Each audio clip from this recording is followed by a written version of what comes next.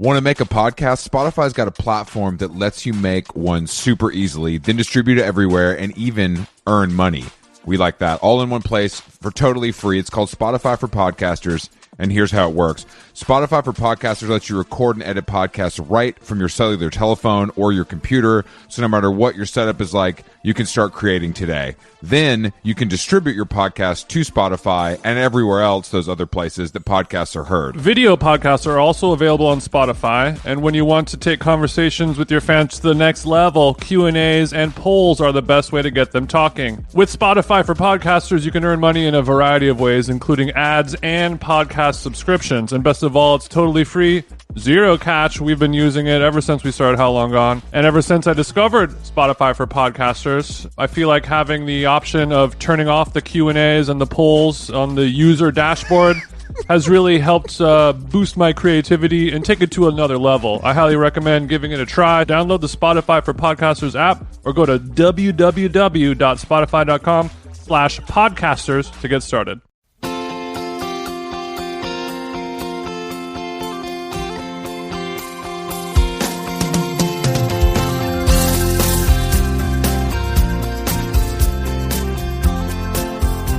How Long Gone is here. TJCB, another fine day to podcast. Marathon podcast session continues. What's up, bro? It's fucking nothing. All my life is a marathon podcast session. Sorry, I if I'm a little out of it, it's because my mind is spinning because I just read that Martin Luther King's "I Have a Dream" speech is coming to Fortnite. So if you What? Yeah, that's right. What does that mean? Like, is there going to be a little pixelated MLK dropping bars? Best known as an online multiplayer game, Fortnite has been opening itself up as a storytelling and educational platform. And Time Magazine has partnered with Fortnite to give you this in-game experience. Okay. I believe what can happen is your little avatar can walk up to a screen, and then you got Martin Luther King spitting bars at you virtually with your headset on. Okay, so hopefully I know that Fortnite is not necessarily the most violent video game compared to other titles. Yeah. Other Blue Lives Matter style, Call of Duty murder shows, but there is an element of battle going on. Is MLK going to be a playable character that you can? I don't know. You can get a Travis Scott Astroworld avatar skin and put it on MLK, or are you going to be able to use him to kill people? I don't think so. I mean, Martin Luther King in the Travis Scott dunks is something that I think we all would like to see, even if it was only a cartoon. But I think mercifully, the good folks at Time Magazine and the Fortnite gaming company have limited it to just his iconic and important speeches. I hope that is correct. I hope it is too, but we got to go where these kids are, Jason. These kids need to be educated, and if we're not, if we can't do it as humans, then we must do it virtually with the computer or the video game. Yeah, well, I mean, depending on where your kid goes to school, like what district they're in, what part of the country they're in, or part of the world they're in, they might not even, the erasure of MLK might be prevalent. They don't teach a lot of things in certain parts of the world, so this might be the only place where, they recognize the work of Dr. Martin. It might just be like the erasure, how they only teach the Bible and stuff like that, and they say Thank God dinosaurs weren't real and evolution doesn't exist. There we go. This isn't going on in Seattle. At the Chris Black charter school. That's kind of the stuff we teach. That's kind of the stuff we teach. As I raise a little more money to launch my academy, it's kind of like a flat Earth. God is good. Global warming is fake. A lot of stuff about the moon landing. Yeah, we all know that's not real. TJ, as a YouTube conspiracy theorist, I know that you stand with me on the moon landing being obviously pro-America propaganda, and it was just about us defeating Russia. I don't want to get into that. That could, we do have to podcast today. I do. But yeah, the Chris Black charter school will be opening somewhere probably in, like rural Alabama. in the next 10 to 15 years. The mighty hills of Appalachia is probably your key demographic range for these types of teachings. I wish you luck. The unfortunate part is the school is going to be $40,000 a year starting, so that does kind of economically limit some of our students, but we do offer scholarships. Okay. Basketball player Kyrie Irving has generously offered. Oh, nice. Yeah. Since he kind of is the one who taught me about the flat Earth theory, he thought it was only fair to donate some of his Nike shoe money to educating young people in the right way. Was Kyrie a flat earther? I didn't know that. Yeah. Kyrie is a flat earther. So it's him and then Mr. Kick Push. He was a flat earther for a while, right? yeah, he's a flat everything. Oh, fuck. What is his name? Shout out to our for friend of the show, Chuck Anderson over there in Chi-Town.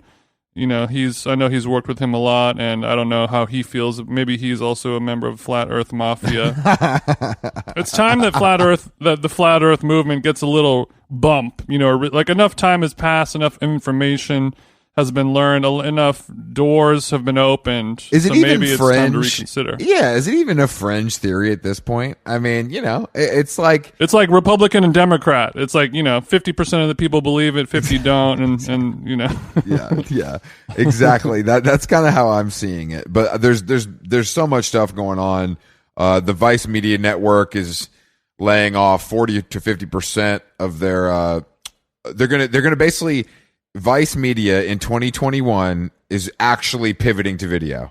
This is not a joke. They're reducing the number of text articles on their properties by 50%. I mean, I guess that makes sense, kind of. But haven't they been doing video for 20 years now? But they're doubling and tripling down on it now, is what you're saying. Yeah. They're gonna bring us more important, you know, Refinery 29. You know, shopping stories, but this time 5-minute videos instead of 300-word articles. So I'm glad that they're able to do that because the American people's attention span is not getting better. I would assume it's getting worse. Yeah, I know that Action Bronson, he's sick with the pen, but his Substack numbers are not doing as well as his YouTube plays. I don't think he does anything anymore except kettlebells, which is kind of goals AF, if I'm being honest with you. Yeah, that is pretty much what he does. Him transitioning into a bodybuilding influencer.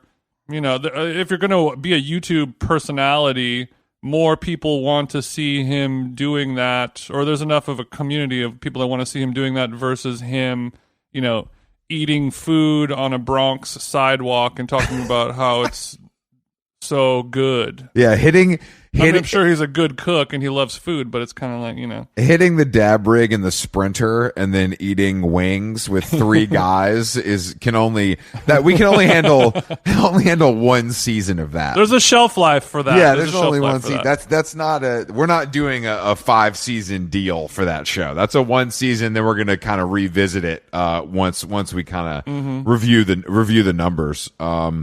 But yeah, I'm sorry to hear that for all the people that lost their jobs, but trust me, no one was reading it and you're better off. So I'm sure you're going to land on your feet at another publication that did not peak in 2002. Yeah, once you have that on your CV, you know, Paris Review, wherever you want to go, it's pretty much it's up to you. It's like going to Stanford. Yeah.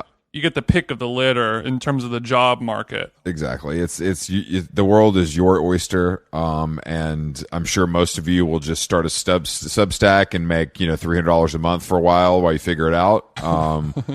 But just know there are jobs out there, and Time Magazine is paying people to write about their collaboration with Fortnite, and let's not ever forget that. God damn it! I thought Fortnite was going to be dead by now. I didn't think that people were going to still care about it that much. I think it's just like part of the fabric of our society now. I don't think it's new or exciting or any of that. I think it's just this is solidly part of things that people do. You know what I mean? It's like NBA 2K. Yeah, but 2K is like a game that you play with your friend. It's like it's a thing that you do versus a Fortnite or like The Sims or something where it becomes like I don't want to say the word metaverse yet again, but it becomes your second life that you live online, and just, even if you're not doing anything except for just cruising around and checking out MLK, or just I'm gonna build my house and like decorate my bathroom on The Sims, and then make sure to water my house plants, or else the virtual fig will die when I'm on holiday. This is the difference between me and you, Jason. The world building is not only something we can do for clients, but it's also something we can do on the computer. And I think you kind of need to look at those things as they feed each other, and I think that's something. Oh, okay. Yeah. You're a little closed-minded sometimes when it comes to the virtual world. And as someone who's kind of been into that, since the, Nintendo days, it's kind of early days. I wouldn't say it's hurtful to see, but it's not my favorite thing to see you not embracing, progression in like the way that humans behave. I don't mean to. I know you don't mean to. Right? It's just it's just hard for me to understand. I get it, bro, and that's what I'm here for. I'm here to shepherd you through this process of kind of making sure that your avatar is kitted out in only the finest streetwear, and that your virtual bathroom does have a nice Pharaoh and ball color for the wall, because it's like an accent wall opportunity. That the small bathroom. I'm talking the guest bathroom, kind of off the kitchen. Yeah, of course. You know what I'm saying? So I think that's something we could experiment with color wise. Whereas obviously we want kind of a classic white wall in the rest of the virtual home. Yeah, the guest bath kind of lets you, or I mean, maybe I don't want to speak for you, but it kind of lets me play around a little bit more and kind of like be a little more experimental. Yeah, exactly. With my color palette. Exactly. Yeah, it's a smaller take a chance to take risks in the metaverse. Yeah, exactly. And what better place to take risks than a place where there's absolutely no repercussions, where there's no reward or consequences. Yeah, exactly. It's a fake virtual world where people. I mean, I was not expecting the podcast to take this turn, but I like it. You tried on a pair of loafers that I didn't think were your vibe, and they fit like a glove, Chris. Thank you for noticing, and I'll show you. I can't wait to see you next time so I can show you my new PC that I bought. It has 2 fans. It has 2 fans. It has a lot of fans on it. 2 fans, and they're both neon green. And one, when it gets spinning really fast, you can look hard at it, and it's an alien's face. Okay, so when you really get that thing cooking, is what you're saying? It's sort of. I mean, I don't want to say a mascot, but it's something to kind of invigorate you and let you know you're not gaming alone. You're there with someone. You're not gaming alone. That sounds like a burial lyric. Well, this has inspired me on the merch side of things. I like to kind of always think business-wise. And yeah, we know that. Maybe we need to do, we were talking to Will Welch about the Yeti brand, the Yeti tumbler.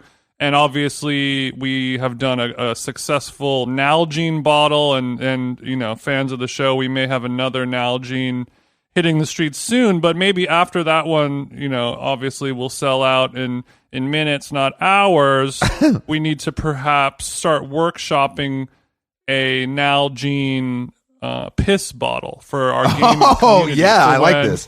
I like this a lot. Because a lot of these guys don't have time to step away from the rig. No, of course. And squirt off. So we need to create maybe squirt into the bottle. Maybe the 64-ounce offering that Nalgene has. 64-ounce clear Nalgene, because the piss going to come out looking like Monster Energy, and you want to be able to kind of like see that. Yeah, well, we're all about transparency, including the hint and hue of the tint and hue of our Nalgenes. And we want people, not unlike your theory on the tinted windows of your luxury vehicle. We don't want limo tint because we want to see you coming. We want when you pull up and honk twice, you don't want to be wondering who is that? And you see the 64-ounce full, and we obviously all of our Nalgenes so far have been kind of the narrow mouth offering, because I prefer that drinkability. But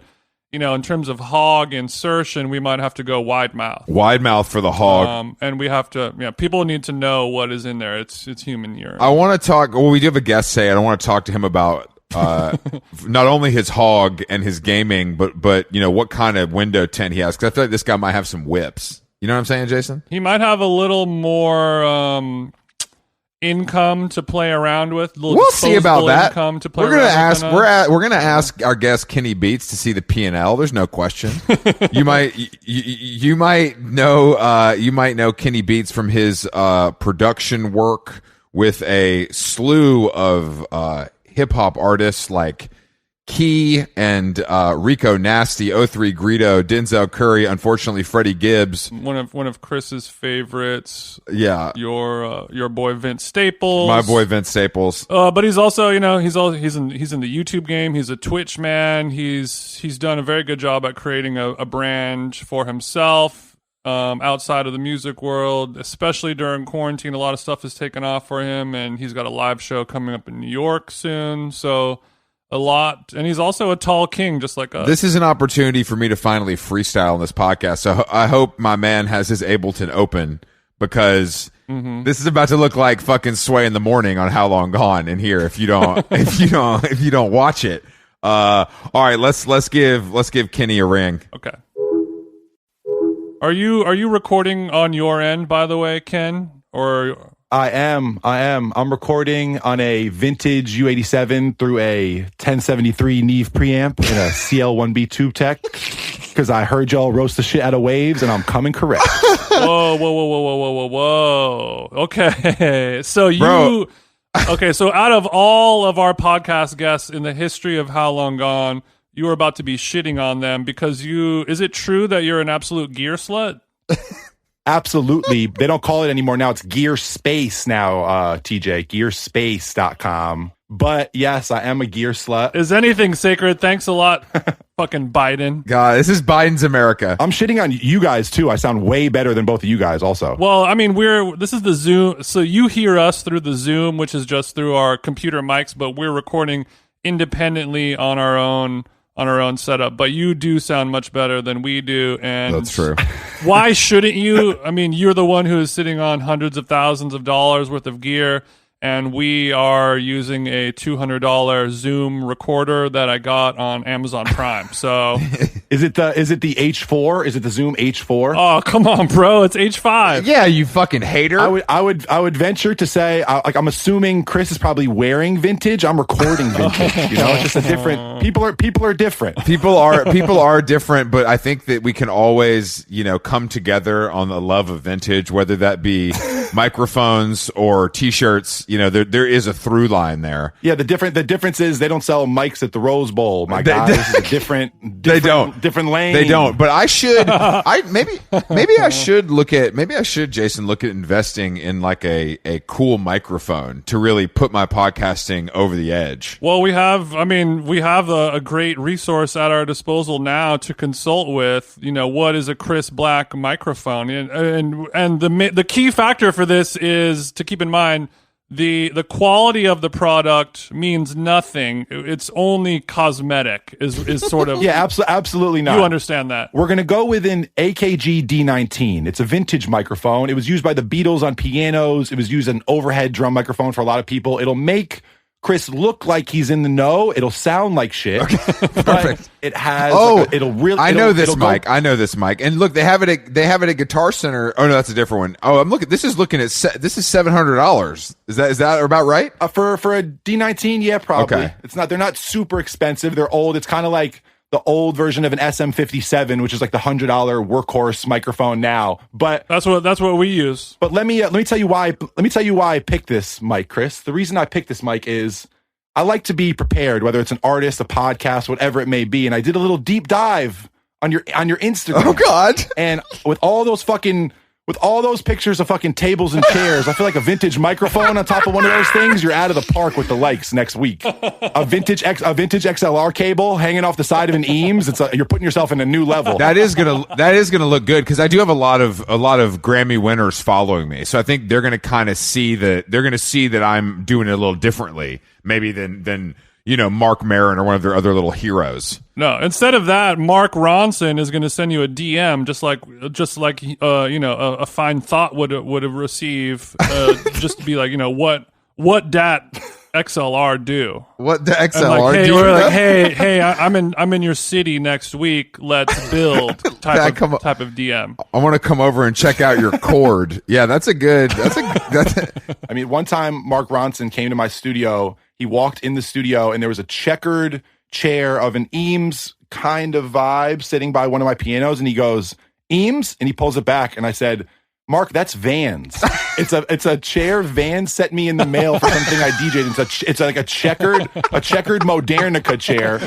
And Mark Ronson pulled it back and goes, "Eames," and I'm like, "Nope, Vans." Say, I did go there once, and I think the fiberglass, like the way it's made, is kind of crazy. I don't know if you've watched one of those videos, but like it seems like something that you would get sick from breathing. Talking about the polyurethane molding kind of vibe. It seems very dangerous, the whole process. And I mean, I'm obviously a pussy, but I also like it actually seems dangerous, but I think they wear some like heavy duty, gear when they're creating. You don't want to irritate the respiratory system when we're copping chairs. No, when you have a voice like mine, you have to kind of protect your instrument. Yeah, Kenny, speaking of his voice really quick before we get into that, where you're obviously a person that works with a lot of vocalists in the lab.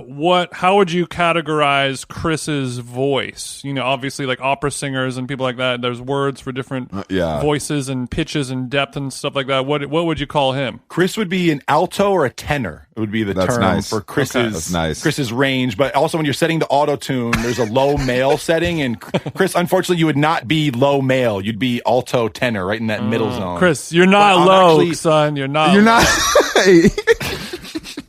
I'm not. I'm okay with that. I think actually, when I was in the boys' choir, I was categorized as a tenor. You're in the boys' choir? I have a meter. There's a meter on my table that reads every piece of audio that goes on in my studio. It's called a Clarity M. It's a phase meter, and it shows you all these different frequencies. Whenever Chris talks, we're having a little bit of harsh resonance around 1,000 hertz. I called it. I knew that. Chris, I'd recommend like talking through your mask when you meet people for the first time, and maybe it'll cut a little bit of that harshness out on the top end. You're assuming that I'm wearing a mask, and that's the first mistake. But yeah, Ken did his homework. Ken came to play, and I am pleased as punch, I will say. Where are you in the lab right now? I'm in the lab right now. I'm in the Dots studio, the Don't Overthink Shit studio. So where, and obviously we don't want to give away your coordinates because you're a high profile guy, but this is in Los Angeles? Yeah, I became a Valley Burbank guy a couple years ago, and I haven't looked back at all. Bro, I've never seen you shooting at the fucking Whole Foods on Olive. Where are you at, though? Honestly, I really hunkered down in the last year with like my cooking, my gardening, my home vibe. So until that Irwan equinox pops up, you're not seeing me anywhere, Playboy. You're not hitting commissary for a cold brew? I don't drink coffee. I never had a coffee or a cigarette because when I was a kid, I wanted to play basketball. They told me it stopped my growth, and I ended up 2 inches shorter than TJ. So it worked out. Damn, that's good. Well, that's good information. I didn't realize. I've never heard that about coffee or cigarets, if I'm being honest. That sounds like something. Yeah, it's a thing for sure. I think it was a lie. Yeah, I was honestly, about to say. Now yeah, that's what I was going to say. A cigarette is just like so gross to me. And coffee, the only time I've ever had coffee, I had an instant cup of coffee in Korea because we were staying at someone's house. We couldn't communicate, and I didn't know how to say no. Politely say I'm okay. So I drank instant Korean coffee, and then my homie came out who's like a bean snob, and he was like, "This is the grossest cup of coffee I've ever tasted in my entire life, bro." That's really funny. So you didn't know how to ask for yerba mate in Korean, is what you're saying? No, but I have one handy right now. I'll tell you. So you're a mate man, right? I got put onto yerba because I would use Red Bull to like stay up in the studio. In 2017, I was doing 2-3 sessions every single day, and I would just use Red Bull to stay up, and people were like, "This is fucking gross.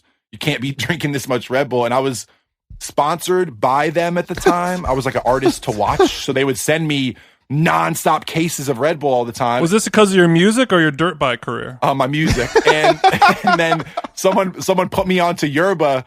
I started drinking yerbas, and within like 3 months of me just always having them stocked, it showed up in a Schoolboy Q album promo. Kehlani put them on her rider. Smino had them in a video. And this company was like, Gayaki was looking at us like, what the fuck is going on? These are the first people who don't mountain bike who have ever posted our drink. And so they started sponsoring me and like sponsoring the cave. Okay, so you're a bit of a drink fluencer as well then. Yeah, I guess in the tea space, maybe.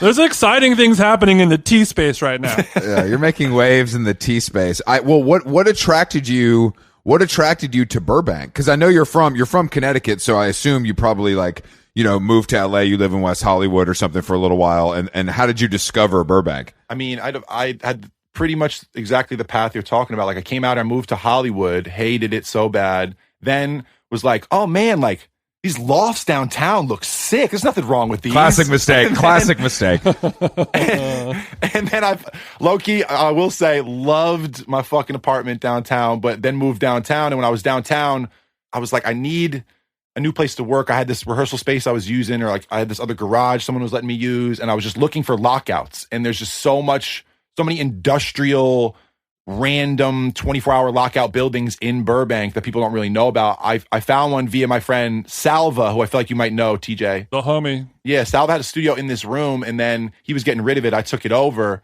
It used to be Ron Artest's studio. Oh, shit. In the early 2000s. It was the Meta World Peace recording zone. So sick.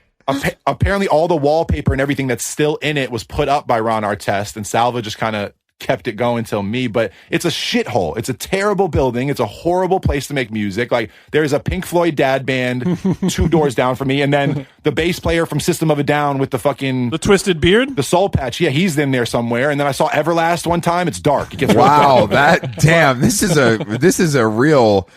God, this is Mount Rushmore. If you say Burbank studio lockout, like all of those things are exactly what I would expect. I don't mean to be a novice, but what does lockout mean? Great question. It's just like a room with a lock on the door that you can't sleep in. So it's basically what artists will use them of any type. Yeah, and if times get tough, you're not allowed to sleep there is kind of the one kicker. Okay. Exactly. And sometimes it's like they make one in like the middle of a parking garage in Atwater, and there's like Cliff Bars in the lobby. And sometimes it's like this dude owns 3 parking garages, and this is just a building. And that's much more what mine is. There's no soundproofing anywhere. There's no like if someone's playing drums next to me and I have to do a vocal take, I'm either going to like get in a fight with the dude or pay him $20 to stop for 30 minutes. It's like that shitty. Wow. But that was like my workhorse studio. And I do this show, this piece of content on YouTube called The Cave. And it was a thing that I never really wanted to do or start, but we'd have moments where like SZA was walking by, Thundercat was walking by, Young Dolph was walking by, Zach Fox in the hallway, and no one really knew each other or barely knew of each other. And my friends would be like, if there was a camera on just a random Tuesday in this shitty ass room with all these people coming in here, kids wouldn't fucking believe it. And so we started filming that studio. And now I really only use that studio when there's either a lot of guns or someone I don't know at all. But when I go to that studio and I turn on the Don't Overthink Shit neon sign and kids recognize little things from certain episodes, that studio has become a place where like people ask me if we can go there. That's so and to me, funny. it's like this shithole that I'd rather not be there. But now they've seen like Slow Tie and Freddie Gibbs and Alchemist and all these different people make music in there, and they're like, oh my God, can we go to the cave? And I'm like, it smells like piss. Like, we can go there, bro. But so you're saying you have this is kind of where you do the cave, but then you have another studio or you go somewhere else if you're really working. You probably have a home studio, and depending on how many guns this person has on their person at any given moment, you don't necessarily want to let them into your home. So then you would send them to the piss dungeon. The piss dungeon is right. I mean, I'm sitting on a vintage Moroccan carpet right now on a mahogany wood desk with my compressor in front of me. At the other studio, this is like recording. This is like amps and microphones and a drum kit and Wurlitzers and Rhodes and everything is ready to go. So I can bring Corey Henry or Thundercat or John Carroll Kirby or some amazing musician in here and build something absolutely from scratch, or bring idols in here, or bring Trash Talk, or bring a whole band and be able to do everything in my room myself. You can play every instrument, right? I play every instrument, yeah, but I did Trash Talk's last album in the cave, which was fucking hell. But we used the booth as isolation for the guitars, Lee did vocals in there, and we tracked Thomas Pridgeon's drums at Gold Diggers in Hollywood. But everything was done in the cave, and like after that, I went and did another record with a band I'll tell you guys about after. I can't speak about on the pod, but I left to work at a studio that has full capabilities. And when I say full capabilities, I don't mean like it's cool like Electric Lady or like it has a Shangri-La vibe. I mean, this studio has every amp, microphone, plate reverb, guitar, whatever you can think of. Yeah, like all the toys. Yeah, and when I did an album that way with assistants and engineers who could help me as I was tracking or help me do setups and this and that, and I heard what the record sounded like, I kind of realized like no one's giving you a pat on the back ever for doing anything yourself. You need to make shit the best possible product it can be, and I've learned to like bring people in to teach me about recording because I've been making fucking beats forever, but this side of things that I do in this studio now is really focused on like, how do you make a record feel like these records that we love by yourself? And I bring in help if I need to, you know? A lot of lessons being learned over here. What do you think about, because some of these studios may be too nice, you know what I mean? These guys are getting comfortable, they got runners getting them everything they want, you know, there's video games, there's arcade games, there's rock climbing walls. They're not passing around the bossa nova menu at 3 a.m. They're like, all right, who let's get our Nobu order. I mean, totally. If you're going to Conway, you know what I mean, in LA, you're paying $2,500 a day. If you're going to Shangri-La, or you're going to one of these like legacy studios and you're not signed to the company that runs it, you're paying a lot of money by the day. But for me, it's only worth it for an artist, because I say for an artist because I have my own spots. I don't pull up to studios and pay money. But yeah. when artists go, like, Chris, you're from Atlanta, like you live in New York. I grew up in the East Coast. When I see Joshua Tree, when I hit the desert, it's like a weird feeling. Yeah, like I just feel instantly like, whoa, I'm not used to this. Like if you can put an artist in a place and they just feel like, whoa, like I'm looking at trees all day, I'm looking at an ocean, I'm looking at all grass, or even just this room has this energy, or I know Stevie played that piano, that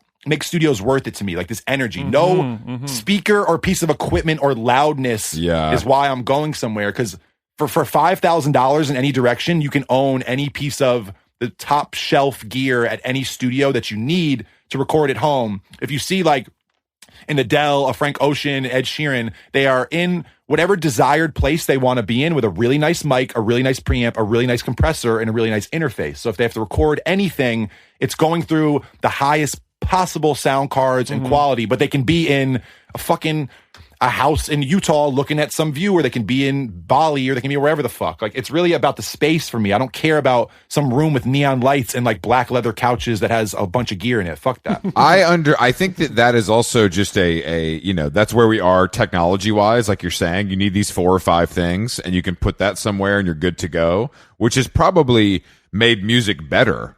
You know, I mean, part of me also likes the idea of like, you know, a band going to Shangri-La for a month and finishing the album there, and like, you know, but I don't know how much that happens anymore like it did in the era that I consider to be like a heyday. I mean, I'm of the same mindset of the records. I have a record coming out next month that I did top to bottom over 3 weeks, living at the studio with a group, and like there's just something to be said for it, because I think when it comes to music with bands, music with live instruments, what you're trying to do as a producer always is either bring out the best in someone, or make them feel like they're making their best shit, or make them feel like they're having the most fun they've ever had. If you can bring them back to that moment where they're in a garage, it's like, oh my God, music's still, we can do whatever the fuck we want. If you can get them there, or feel like they're being prolific, you get them there. But with bands, if you miss a take, or you misrecord a take, if it's the wrong mic balance, the wrong amp, wrong guitar, you're not getting the performance back the way you can punch in a certain vocal, or I can go emulate things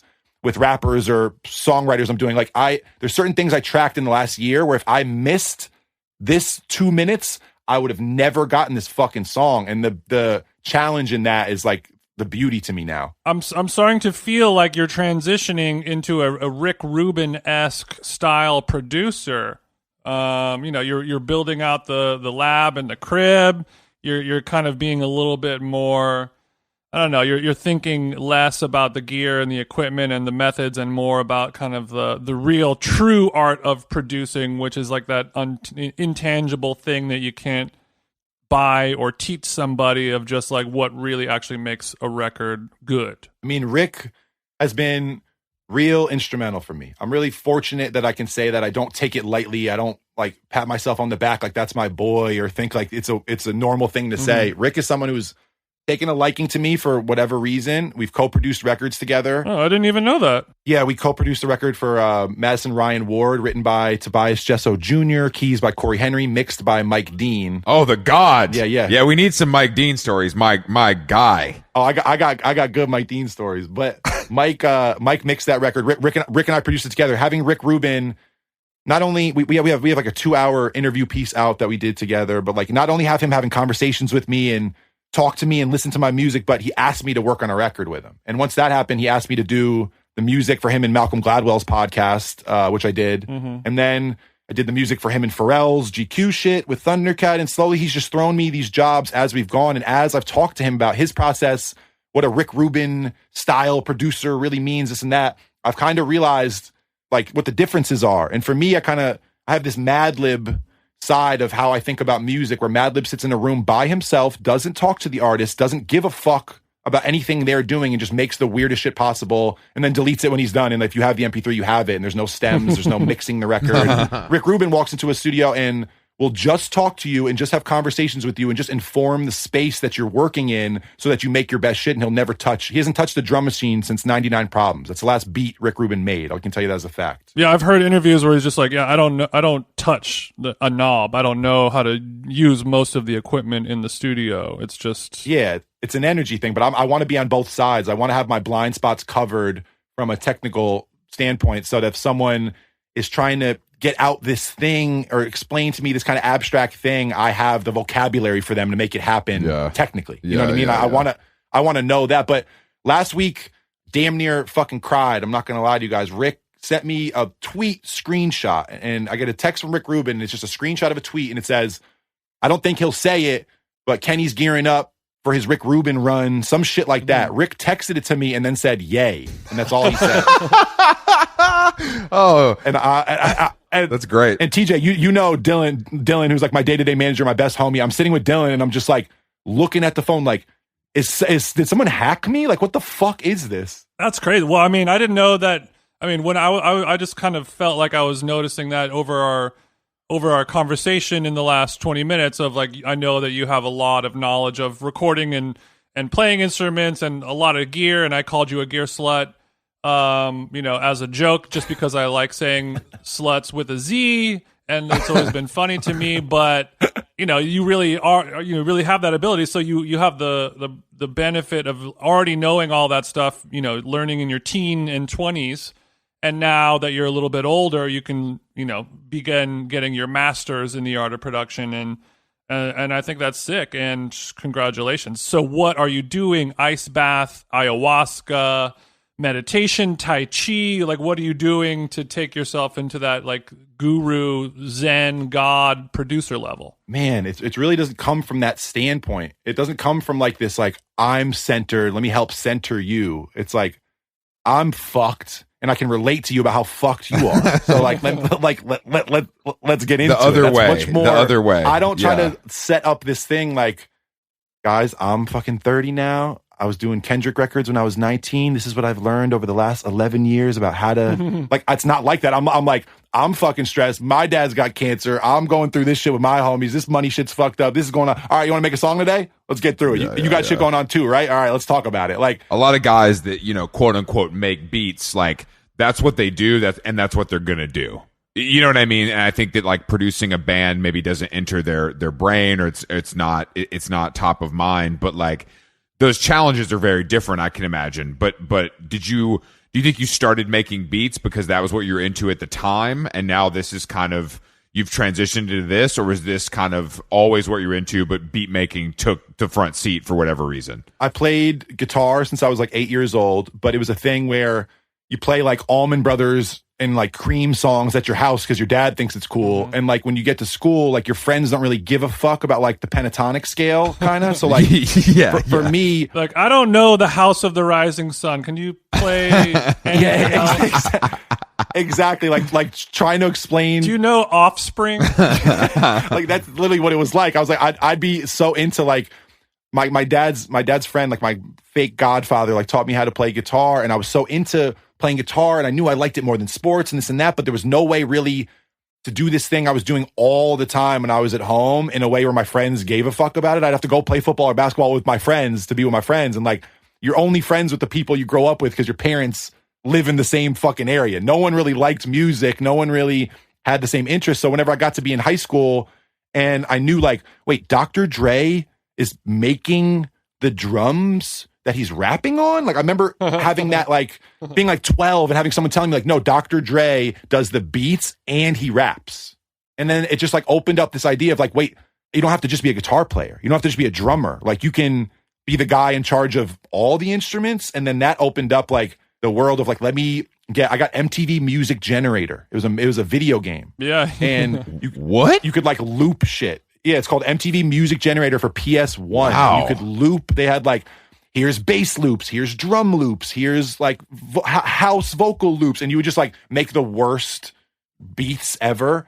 And that kind of got me used to the idea of sequencing. And then maybe 3 years later at 15, I got Fruity Loops demo version. Mm-hmm. And I think that's kind of why we have so many producers that support what we're doing with the Cave or with the Stream, or we have the second biggest Discord in the music category overall. And I think a lot of these kids can relate to me because at 15, I started making beats on a laptop, and now I'm 30. And yes, I might be working with bands and doing other things and not just making beats on a computer anymore, but I understand that learning curve. And I understand being someone who's really good at social media and all this kind of stuff. And it's the logical step was kind of to program in this DAW. And now you kind of know how to make music, but you don't play an instrument. Mm-hmm. You don't know how to go to music school for making beats, but it's like this weird gray area. And I feel like I've always related to that. So now I can say to kids like, hey, I was making beats when I was 18 years old, getting shit on for the money, getting shit on for the credit and fader or whatever. Mm-hmm. Like that. And now I'm 30 and you guys see how I'm moving.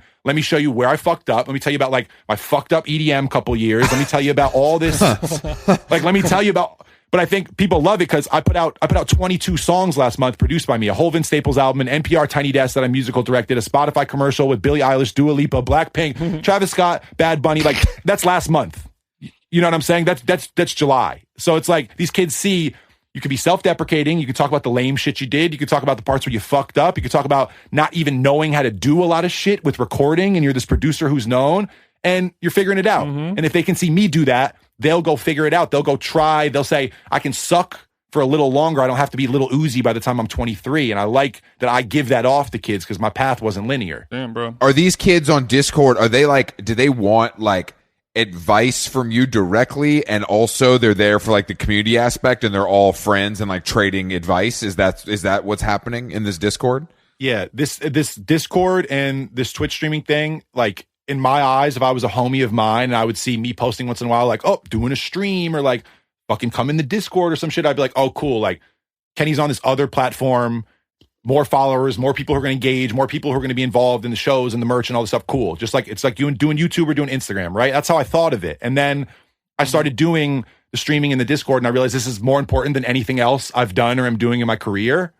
Like it's true. I mean, I've had platinum plaques, #1 records, all these different kinds of things. It's never directly changed someone's life. It's never actually like made someone get up out of bed and get out of a funk and go make something and go try something. Like we have a kid who's 16 years old from Scotland. He had about 4 t-shirts to his name. He watched me for the first 6 months I streamed and got a demo version of Ableton, free version of the program, started recording some ideas. He's played guitar for a long time. He put it in my Discord and he has no followers, no nothing. He just said, here's the first 4 songs I've ever recorded. I hope you guys like them. He signed to XL Records last month. Shit. He signed to XL Records for a 1-album deal, which is a great fucking deal. I have nothing to do with it. I am not getting a piece of it. I am not making money off him. He's not signed to me. I don't have an imprint. I don't sign producers or artists. This is a kid who just was in my Discord. I played the music without having heard it. I freaked out while I was listening to it. He was getting reached out to by managers that TJ, you and I both know, people that we all 3 of us know, were hitting, like Polydor hit me within 24 hours. Like XL hit me within 24 hours. Who is this kid? Yeah. And when I saw that happen, this kid's whole life has changed. He's filming videos with huge crews in his hometown right now, and he's 17. He can't fucking believe it. Like, damn, that is lit. We had a girl who sang for her first time. She said, like, I really want to make music. And everybody knew her in the community because she would draw everyone's pictures for their Avi. She'd draw like a picture for you and you would put it as your Avi, and she did it for like 100 people. So everyone knew her. Yeah. And she's like, I really want to make music. I've never tried. Her first song we played it. She had like pipes. Like you could tell she never recorded music, but she's been singing her whole life. DJ Khaled invited her to the VMAs next year. Like we sent her an SM7B microphone, and within 2 days she was on the like virtual VMAs that they did last year, and they invited her. They found out about her somehow, invited her to the VMAs. Like we've seen those are like highlight stories, but every day kids are in there collaborating. Every day kids are getting placements. There's 113,000 people in there as of yesterday, and there is zero toxicity. We have moderators from every different type of like part of the world or representation. And it's like, if there's a white straight kid seeing a comment about a trans issue or a black thing, he can't make that call whether that person gets banned or something happens. We have to have a trans person or a black person or a woman or someone who identifies a different way to moderate this Discord, so there is no bullshit, there is no hate. And so to grow to this size, Jesus with Christ, people collaborating without... to keep bullshit out of a platform on the internet is truly, that's a full-time job in itself. We're paying kids from around the world every week. Yeah, really. That's smart. That's really smart. We keep mentioning the metaverse and stuff, but like you have created, like a sustainable utopian digital world that, you're like rewriting the rules of how things have to be done on the internet, and you're creating this community for like-minded people that I don't really know another example of it that has been as successful and non-toxic. Congratulations. But also, this was in a pivot. Thanks so much, guys. But like, it was in a pivot. Honestly, this wasn't like we had designed this thing we were going to build and this and that. Twitch came to me in 2019 because of The Cave, the show I already did, and they were like, "We'd love it if you did a longer form version of this on stream. Maybe you bring producers." And so we had already talked to Twitch, had figured out a contract situation and this and that pre-quarantine. So whenever quarantine hit, we were kind of almost thinking like, oh, wow, now we're not doing that. Right. Everything's canceled. It was like, oh, the streaming thing we were going to do in 2019. And so, but we had the GoPros, we had everything. The day LA went into lockdown was like my first stream. And I got lucky in the sense that I just got flooded because music on Twitch is only a year old. It's really just gaming. There's the ideas of, since I've got on there, and now you see Timbaland and T-Minus and Disclosure and all these big producers, though every single one of those people was a guest on my stream. And then was like, okay, I should just fucking do this. We can make some money. We can start this thing, blah, blah, blah. And like, this is a new thing on Twitch. And I was first just because of luck, really. And so now that it started off like Kenny's going to make beats, I'm going to break down a Dominic Fike song. I'm going to show you guys, I'll tell you guys a story about my career. It started like that. And then now it became about the beat battles, uplifting these kids. Yeah, I teach them. Yeah, I answer questions. But like, it's much more about them now. And it's not this thing where it has to turn into a creative agency in 2 years and I sign everybody. It doesn't have to turn into a thing where like, I'm making money on every talented kid in here. When they see that, puts me in a way different conversation than a Drake or Kanye record. I really like the part about like, I'm just doing this. Like, I don't need to own this shit. Like I'm providing the platform and that's what's most important to me. That's very, very cool. I think that's like, I think most people would try to own it all.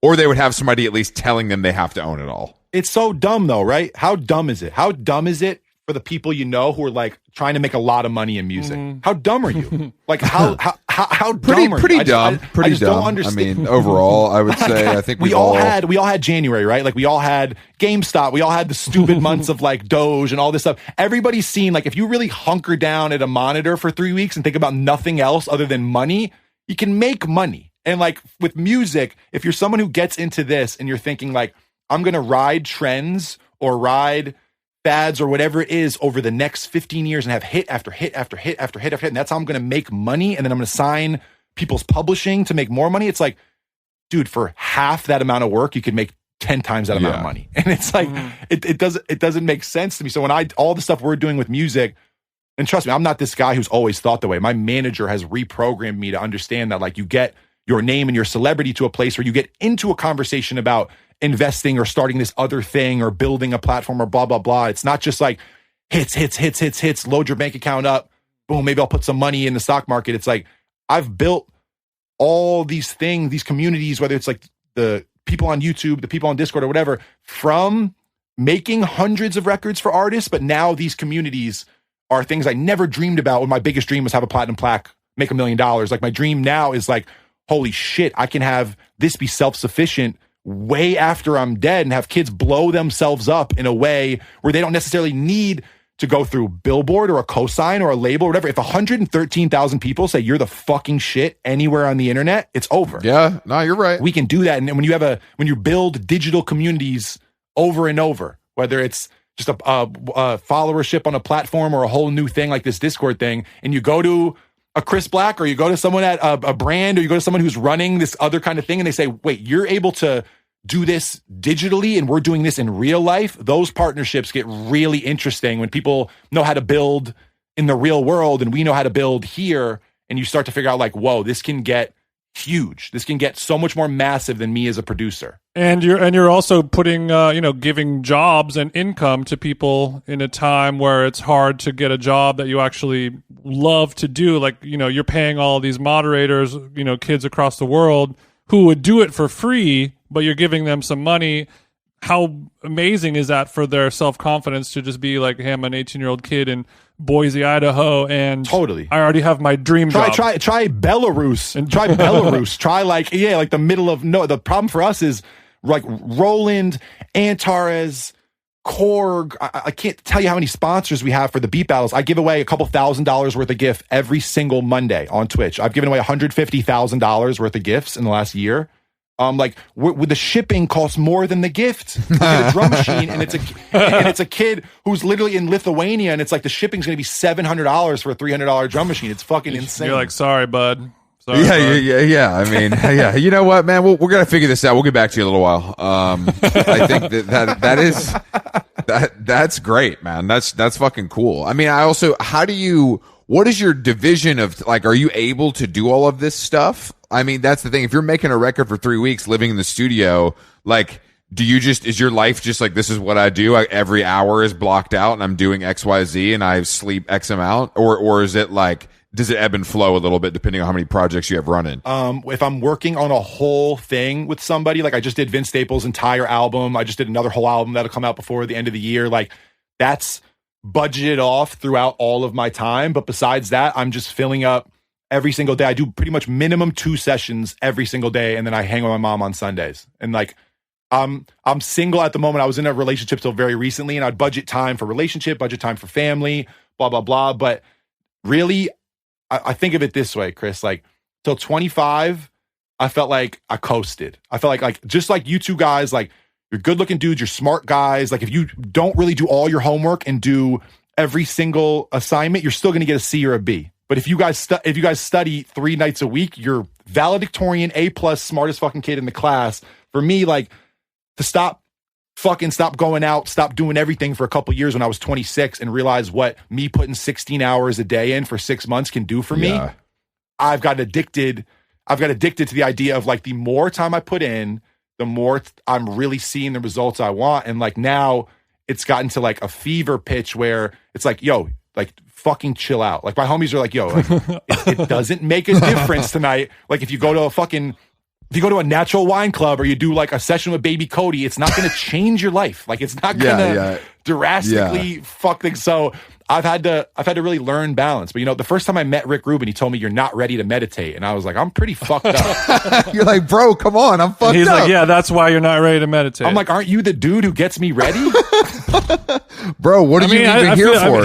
It's tough. I mean, much like therapy, you can't have somebody tell you what to do. You have to let them, come to the water and learn how to drink from it on their own. Totally. I went to therapy when I was 25 in the middle of this transition period where I was like, okay, no more EDC, a little more BET. We're going to switch everything up. I'm going to start working with the artists I want to work with. And like, at that time period, my dad was in a coma. The guy I used to DJ with, we stopped working together. I was in about $70,000 worth of debt. I was switching my career. And I was fucking miserable and not even sure if I had it in me and da-da-da-da. And I went to therapy and I was like looking for an answer, looking for someone to help me figure out what's wrong. Tell me what to do. Yeah, it fucking didn't work at all. It was miserable. And now I love my life. I'm very happy, even with all the more stress that I have now than then. When you go to therapy, when everything's not super fucked up, it's like a superpower in a whole different way. I think people don't. Yeah, I don't think people understand that. I think they look at it as like a, something to stop the bleeding, but that's not necessarily, you know. Totally. The best way to stop the bleeding is to not get cut in the first place, Chris. Damn. Oh my God! Wait, I had a whole intro I was going to do. I have a story for you guys. Please Lay it on me, brother. Oh my God! Okay, so this is not a normal occasion for me, but the other night I got invited to a movie premiere.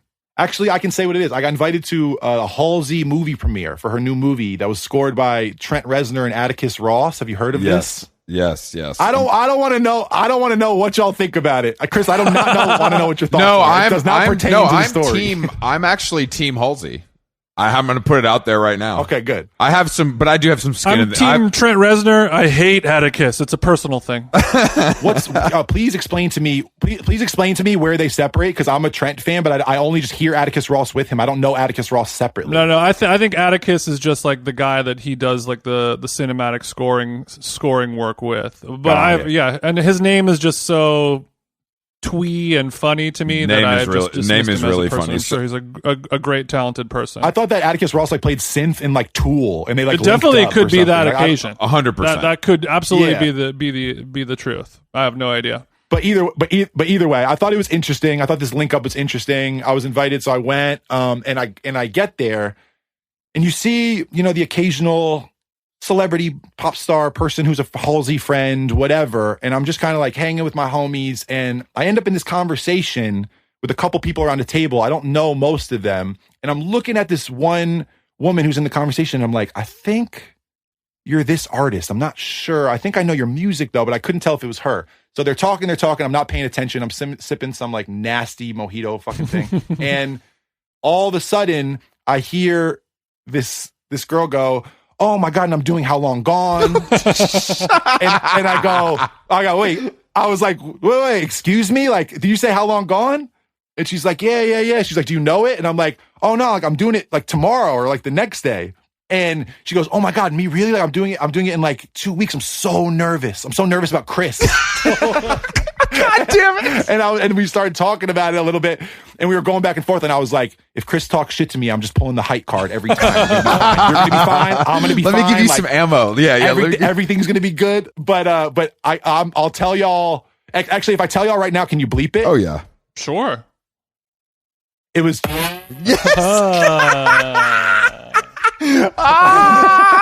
Oh, and so her and I have never met. I'm a fan of hers. Apparently we were supposed to work one time or something, but her and I started talking, and then she brought that up, and we literally talked about How Long Gone in the middle of this movie premiere, me and this celeb for like 10 minutes. And then that was it. This is a dream interaction. Y'all should clip this for a podcast. This is great for all of us. Yeah, this is great for everybody.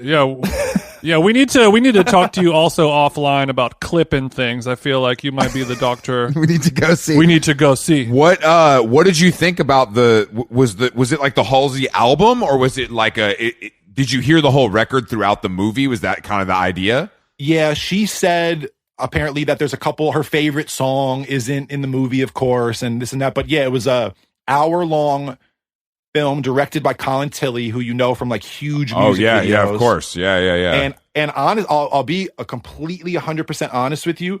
I've been on Colin Tilley video shoots before, only met him once or twice. Like, obviously he does like big budget, you know what I mean, rap stuff and this and that. I wasn't expecting the costume design and the shots and all these things to be as it was pro sick as they were. It was pro. Yeah, I mean, I was actually really impressed. Like, I wasn't expecting a 15th century Halsey thing about pregnancy or whatever. It's like that, yeah. To be shot so well, yeah. I mean, it's pretty insane. And then one thing that really kind of blew my mind, and it's not normally a fact I'd stop on, but at the end, it's that all makeup done by Halsey. Wow. When you see this production, it's like a Game of Thrones level production with the costumes and the scenery and the set design and everything. And for her to be doing all the makeup is actually like a lot of fucking work. No, yeah, that's crazy. Insane. I mean, I think that, I don't know, I don't care, you know what I mean? But I'm very interested to see what the music sounds like, because she's got fucking hits.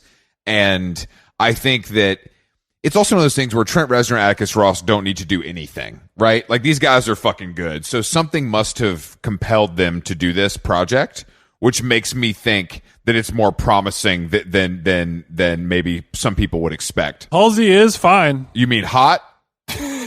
That's right. Is that a TJ pick? Is Halsey a TJ pick? It kind of took a little time to open up and breathe, like one of Kenneth's natties. But like at first, Yes. I was not really fucking with Halsey in terms of music or the visuals. And then I saw on SNL like the performance, and I was like, okay, like she's talented. I'll give her that. She can sing And her she ass did- off. Yeah, for sure. She did some photo shoot with White Lotus's Sydney Sweeney, and then I was like, okay, I'm here.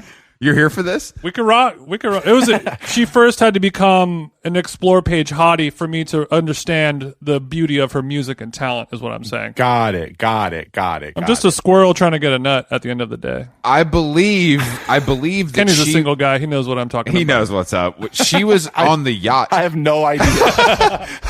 She was on the yacht with Gerald, and they got busted doing coke, and her response was like, "Yeah, I was in Miami or whatever." She wasn't on her like, "I can't believe this." It was just kind of like, "Yeah, we're gonna keep it moving, guys." Like that's it, That's I respect a lot of things about her. I got to Yeah. say, like, even the idea of doing this, Halsey has a song with Benny Blanco that has more plays on YouTube than Sicko Mode. Oh, shit. You got to understand, like, if she Shit. wanted to go run it up, like, she's back with Capitol Records. They got all the money in the fucking world. She can get in any like she can get in any room with anybody ever, and she decided to make a period piece experiential film with Trent Reznor, like with the guys who scored Social Network. Like, if you think of this in terms of how good's this album versus Ariana or other people who are making albums this year who are out of her stature, that's one conversation. But if you think about like what she just did for like women in the middle of the country Yeah. who are about to see this thing, who love Game of Thrones and love all,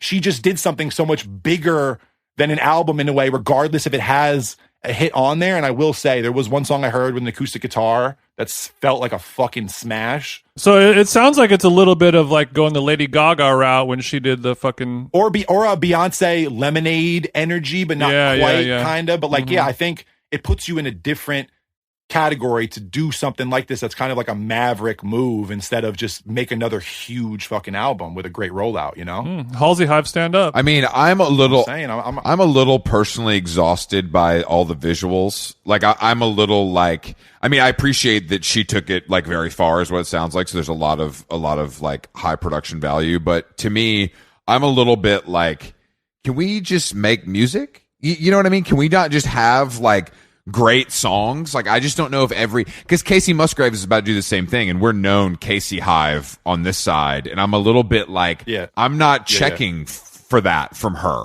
Like, I want the music, I don't want all this other stuff. But I guess maybe, I mean, the reality is, I think that's what you almost have to do to cut through the noise now, and that's just where we're living, is what it feels like to me. I'm not sure as much in this Casey Halsey like pop star world, but I will say in rap music, and I will say in a lot of hip hop stuff, like Tyler set a pace this year with how prepared he was content wise, and I agree in a lot of ways, Chris. Like, I really very would love good, very good. I'd love to focus on just the fucking music too, and with a lot of groups I'm working with, like with like a Nick Hakim, like Nick should just have an unbelievable fucking album artwork and let that shit speak. Like, there's certain people I think can do that, but when Tyler sets this pace of, I'm world building better than you, excuse the term, but like I'm building this huge thing. I have 9 videos prepared. 4 of them are for the songs. The other 5 are just setting the atmosphere. And then my stage performance is going to be perfectly aligned with that. Everything's Grand Budapest Hotel. Everything has a through line. Like,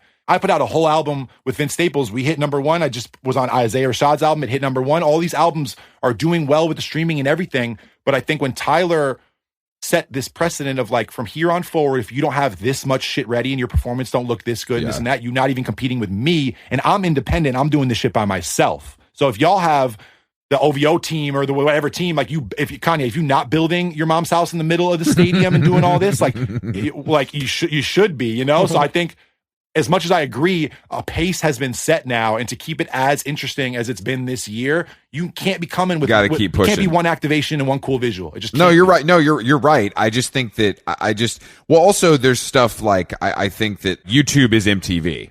So it's like, even though I'm not watching these music videos on YouTube, millions and millions and millions of people are, and they're being exposed to this music through the algorithm because of the music video. So obviously the value is there for the label or the artist or whoever.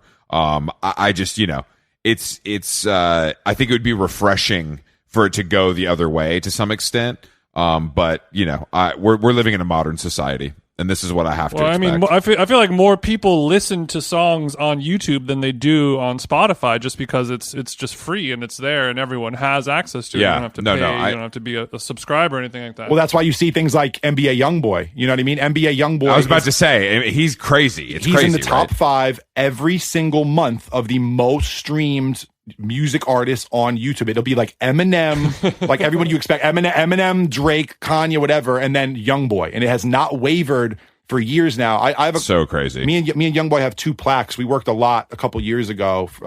Free him, but either way, YoungBoy, like, he has a fan base in Baton Rouge and the surrounding territories who are not paying for Tidal, Apple Music, Spotify, whatever. And this man, when he does drop the video to go with his music, it's getting 100 million views that week, and this is helping it certify now because all these rules have changed. If your YouTube video does that many views, that counts as digital sales. So he can run up his actual music videos into plaques way before people who can get top new hits or whatever on fucking Spotify can get to their plaque. You know, it's crazy. The game truly has changed. Well, you were mentioning earlier you had some Mike Dean stories. I didn't want that to pass through our fingers. Do you know like the ultimate, like the first story, like the how Kanye found him story? That's really one of my favorite things. I think I remember a little bit, but I don't exactly remember how it went. So from what I understand, and I don't think Mike will give a fuck about me saying this. Hi Mike, if you hear this. From what I understand is, Ye was working on, I think, Graduation. And there's all these famous videos where Kanye was like going to Timbaland and playing him harder, better, faster, stronger. And like, yo, I can't get this kick right. I can't get the 808 right. It's already on the radio. We've done 20 mixes of this song, but the drums aren't knocking right. That doesn't sound like the Kanye I know. Yeah. So he was going to all these people trying to get feedback on how to fix this album while it was already out. And this is the first time we saw Ye kind of do this thing that now is his calling card. But yeah, he was listening to all these records. And honestly, I think Ye is just so amazing with how he digs for influences and what influences he picks for what. And he was listening to Ghetto Boys apparently nonstop while making certain songs on Graduation.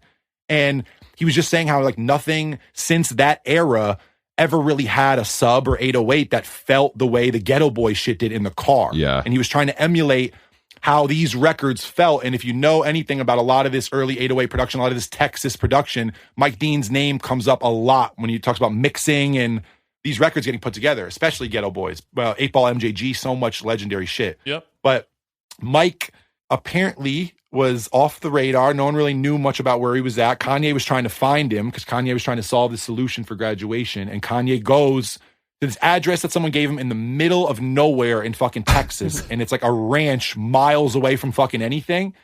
They get there, they pull up in a bunch of black SUVs. It looks like no one even lives there. All the windows are open, the front door is open. It's just like this shitty old ranch. And they walk up on the porch and there's just like this dude with like a toothpick with no shirt on with long hair. And they're like, we're looking for Mike. And he goes, what's up? And he takes them into the living room. And there's not a coffee table. There's like a 2-seater couch or some shit, and it's all tannoys and subs and just speakers in the entire living room. And Mike's like, "You want to play me some shit?" And Kanye plays him whatever it was off Graduation, and Mike goes, "What the fuck are you doing with the drums?" And he's like, "Well, I've been stacking all these kicks. I've been adding these I've been putting 808s on top of 808s." Mike's like, "You need one good kick," and Kanye's like, all right, like, you want to help me out? And the rest is fucking history, and he never left his side. I love that. When you see Mike now, and you see his demeanor, and you see how he acts, and how, like, unfazed he is by shit, he's always just smoked out, like, in a fucking big t-shirt, like, doing his thing. That picture of him, like, if he was just in Texas right now with his shirt off on the ranch, he wouldn't feel any different. Yeah. You know what I mean? Like, he wouldn't be acting any differently. I can't wait till the Kanye biopic comes out in 20 years and they recreate that scene. Oh my God. When I first went to his house, Mike invited me over one time, and I will tell you this, of every studio I've been to around the world, any studio I've been to in California or in the United States, there's no room as loud as Mike Dean's home studio. There's nothing nothing even close. And the second loudest room I've ever been in is in a studio called The Church in London. It's where they did like Rolling in the Deep for Adele. This producer named Paul Epworth owns it. He did like Block Party and a lot of shit. Epworth, the classic. So I always work in the B room of the cave, and it's like a very new room, but Mike Dean did Madonna's album there, so he left these tannoy speakers that he was using in the room. You can't go to 80. Like if it goes to 100. You cannot. If you get to 80, like you feel like your head's gonna implode, like in a concert kind of way. The like blood in your body stops flowing to the organ. I go to Mike's house, and like I'm a big smoker. Like I really like I take pride in it the way like you guys probably think about like coffee or something. I'm very very like into it. So when I go to Mike's house, like we're smoking, we're talking weed, whatever. He goes in his kitchen. He cooks like this crazy impossible meat pasta situation, and the only thing that was in his freezer was impossible meat and weed, and nothing else. I'm not kidding you. I mean, pounds, like probably six quarter pounds of weed, like cryogenically sealed, whatever, wrapped up, sealed, and then big like bricks of impossible meat. And I was like, why do you keep the weed in the freezer? And he was like only smoking this one weed called jet fuel at the time. And he's like, well, I get it. The second they finish drying it, so I want it to be this fresh when I smoke it. So I like cryogenic, like I put it in the freezer. So when I open it, it's perfect every time. We're sitting in his studio and he's like, yeah, play me some shit. So I start playing him stuff. And anytime I play him anything with like a weird 808, he kind of just like turns over his shoulder and like gives me this really slow, weird nod. Yeah. And I was just like, oh, he's fucking with it. And the story ends with, he was like, yo, come sit over here. I want to play you something. And so his studio is set up with kind of stadium seating. So like there's people listening to the music in the back who are elevated a little bit from where Mike is, like 4 or 5 feet, nothing crazy. Yeah. Like how a movie theater in someone's home would be, kind of, like staggered. Yeah. So I'd been sitting in the back, and he goes, come up here, like sit in my chair and listen to this. I went and sat in Mike's chair, which is like perfectly triangular with where the speakers hit and blah blah blah. Of course, yeah, of course. And he just played me Sicko Mode, and like it was already out. Like the song had been out. Like it was out for like months at this time. Yeah. You're like, yeah, I know the song. I know. And it wasn't like Mike was like, let me show you like some crazy unreleased shit. He was just like, listen to Sicko Mode where I mixed it, and he just wanted me to like hear it there. And honestly, like. I felt I'm just like sitting in Mike Dean's chair and he's playing me Sicko Mode and it's like already on the radio and I know all the words and I'm just like, this is so weird, but it sounded fucking crazy. I'm sure. Don't worry. We're going to get Mike Dean to eventually mix an episode of this podcast. That's my goal. Kind of one of my goals, eventually. How about this? If I ever come back, I'll call Mike Dean in. There we go. Yeah, we would love a Mike Dean FaceTime dial-in. Chris will start smoking weed again if that happens.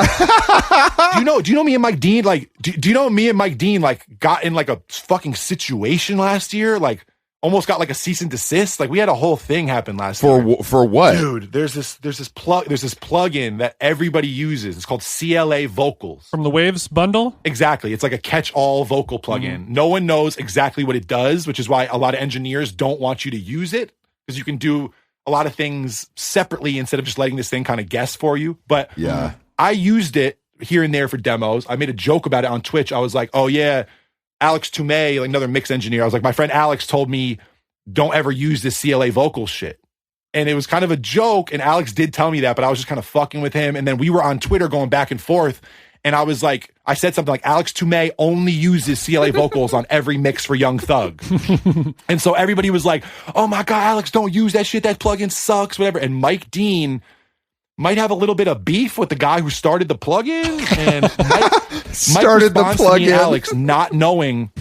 Dude, Mike doesn't know that me and Alex are like, it's a lot of satire. Yeah, like like we're actually friends. Mike just goes over and goes, fuck that guy, fuck that piece of shit plugin.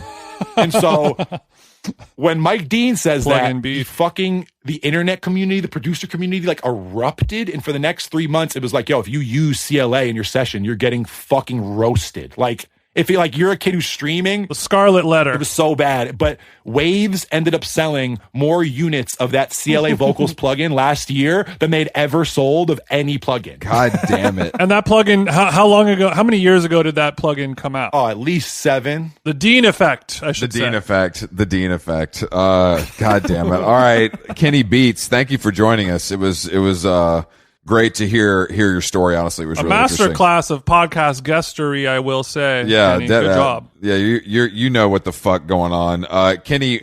tell everybody where they can find you on Discord, on Twitch, on Instagram, etc., Twitter, you name it. I'm just at Kenny Beats everywhere. It's a S, not a Z, TJ. And unfortunately, yeah, happy to be here. I'm going to get you guys some Quinn snacks soon. I'm going to get them to you, I promise.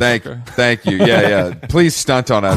Quinn's finally hit me up. They're like, oh yeah, we're going to send you the pack. That was like a month and a half ago, and they were just going to send me the maple ones. I'm like, I don't want that fucking shit. Fuck the maple. And then this guy over here, he sent me a DM, when we first started talking around that same time, of just like, here's the box of Quins that I got. It's just like a 4-foot long fucking coffin full of every flavor and color, coffee mugs, t-shirts, frisbees. And they're like, yeah, we have a new maple flavor. We'll get a bag to your house, TJ. And it never showed up. Fuck you, Quinn. That's the respect you deserve, Jason. Unfortunately, we got to try harder, bro. That's what it comes down to. Jesus. Well, thank y'all. Thank y'all so much. Of course, man. We'll see you soon. True pleasure, Kenny. Peace, guys.